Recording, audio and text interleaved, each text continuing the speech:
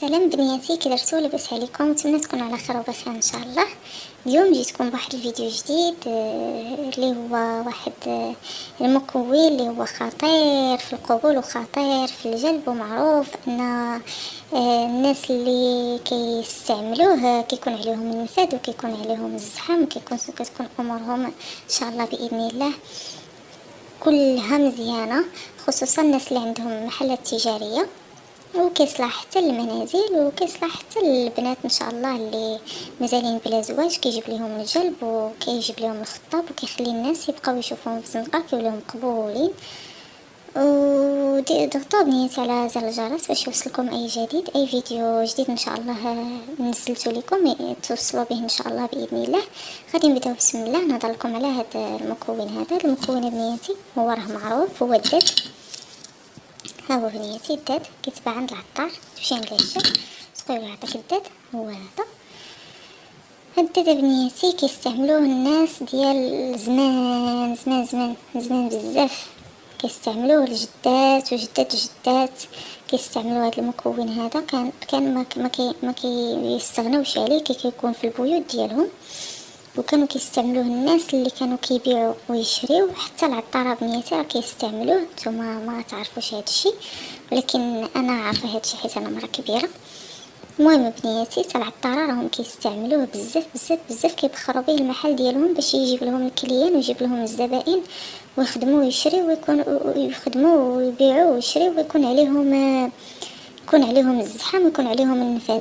هذا الداد هذا، ولا لاحظتوا بنياتي هاد الداد كتلقاوه في الحمام، حمام بلدي، الحمامات اللي كنمشيو لهم كتلقاوه دايرين منه بزاف واحد الرزمه، كيكونوا حاطينه في فين كيقطعوا الوراق. ملي كتبغي تخلصي راه اي حمام كيكون فيه الداد، اي حمام فيه الداد هذا، لان الداد كيجيب الزحام. راكم مخفاكم بنيات، راكم كتشوفوا الحمامات كيكونوا عامرين. الحمامات ما يمكنش الحمام يكون حالو ما عليهش الزحام، واخا كيكونوا الحمامات بزاف كيكون الحمام عليه الزحام. علاش؟ حيت كيحطوا فيه الداد وكيبخروا الحمام بالداد قبل ما يدخلوا الناس. ضفت لكم هاد المعلومه هذه، غتكونوا ما فاتلكمش سمعتوا بها ولا ما ردي لهاش البال.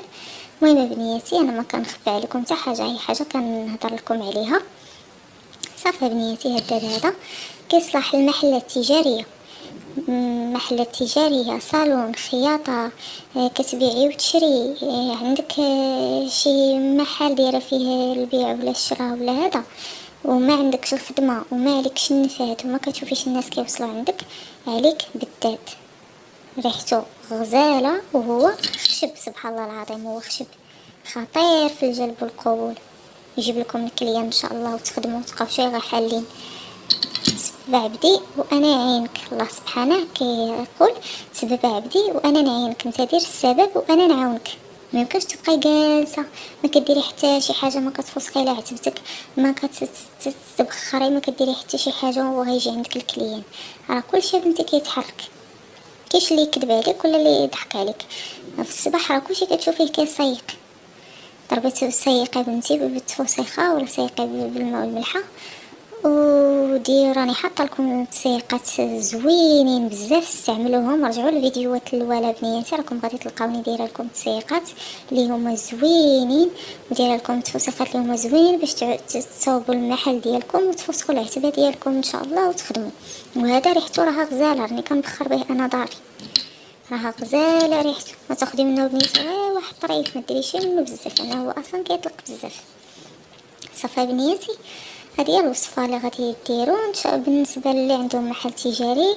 غادي تحلي ان شاء الله المحل ديال الخياطه ولا كوافوره ولا هذا، وغادي تسيقي مزيان، تفوسخي داك العتيبه وتسيقي برا، تفوسخي لا ديري لك شي سحر ولا شي حاجه تفوسخي بعدا، وغادي تدخلي وغادي ديري واحد الجميره وغادي تهزي واحد الطريف وغادي تبخري به المحل ديالك مزيان، ما فيه لا ريحه ولا حتى شي حاجه، ريحته زوينه، ما كيتشمش انه بخور ولا شي حاجه، ريحته زوينه على حسابي، انا كنبخر به داري غزال.